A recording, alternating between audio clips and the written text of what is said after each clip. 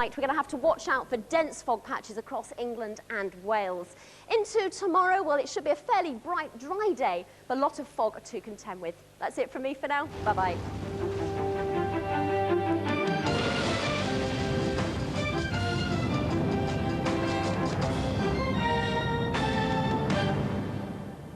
Television's about moments, so let's now, in the last 3 or 4 minutes we've got left of this programme, 28 hours after it started, let's choose from the people who've been around all that time, their moments. Fergal, first of all, yours. What do you take from this?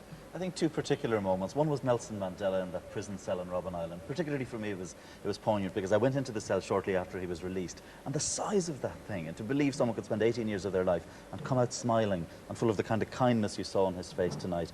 And for me, the second image was the baby crying in New Zealand. The tiniest voice of the millennium, but for me, without doubt, the most powerful. Peter, quickly? Everything, I mean, everything. Kiribati, the Eiffel Tower taking off, but the sense of time passing. I mean, I want to know what tomorrow's world is going to look like, and not just tomorrow, not just tomorrow, but 100 years from now. I cannot believe what it's going to look like. You think 100 years back. I think for me, Millennium Island, because so soon it could all just be underwater. Where will it be? Just gone. And Hugh, I'm sure you have many as well. Well, lots and lots and lots. I'm going to pinch one of Fergal's because it really was my favourite of the whole event, and it was the baby in New Zealand, and it was the dawning of a new life and a new age, and I just thought that was very touching. Right, let's wrap up. Then on the BBC online website, people have been submitting ideas on which 20th century products should have been put in a virtual time capsule. The top 3 items, you won't be surprised about this, a newspaper, a computer, and the first prize, a mobile phone. So congratulations to the phone. And that's almost it for this millennium. We'll be back in another 1,000 years to see you in the next. And we've raised over £14.5 million for Children's Promise, so that is wonderful news there. It surely is. All right, so in the moments we've got now to wrap up, we'd like to thank just everybody who's taken part, I suppose, in this event. I mean, it's not just us here. Behind the scenes, not only the camera, the sound, the lighting, the floor people, but there are a huge amount of producers, executive producers, directors, and everybody else that I've forgotten. Wardrobe and makeup. Thank you very much indeed. It's quite gratifying, Michael, that the size of the audience for us last night was absolutely record-breaking and enormous. Especially the audience. Yes, it was. Yeah.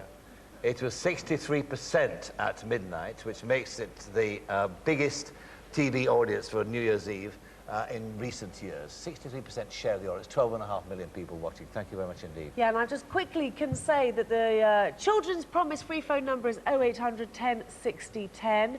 And also, we have a winner. That trip to New Zealand. Now, the winner is John Killeen. Congratulations. Happy New Millennium to you. From all of us here, very, very goodbye. Goodbye. Thanks you for joining. Bye. Thank you. Bye. Goodbye. Bye.